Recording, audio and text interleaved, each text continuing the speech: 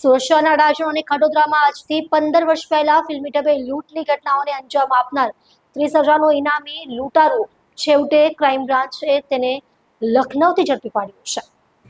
Crime બ્રાન્ચને મળેલી બાતમીના આધારે યુપીના લખનૌમાં વૃંદાવન સોસાયટીમાં દરોડો પાડી આરોપી શૈલેન્દ્રસિંહને તેના ભાડાના રૂમ પરથી ઝડપી લેવામાં આવ્યો.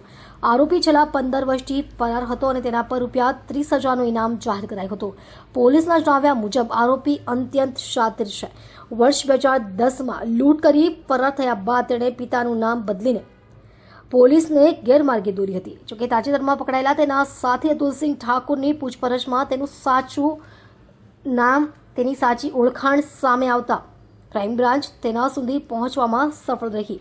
આરોપી શૈલેન્દ્રસિંહ ખડોદરાના રાધાકૃષ્ણ ઇન્ડસ્ટ્રીયલ એસ્ટેટમાં આવેલી એક ફર્મમાં માલિકને માર મારી રૂપિયા 54,000ની લૂંટ અને અડાજણની ઓફિસમાં પાણી પીવાના બહાને ઘૂસી પિસ્તોલની અણીએ 3 લોકોને બંધક બનાવી લૂંટની ઘટનાને અંજામ આપ્યો હતો. હાલ તેની પૂછપરછ હાથ ધરવામાં આવી છે.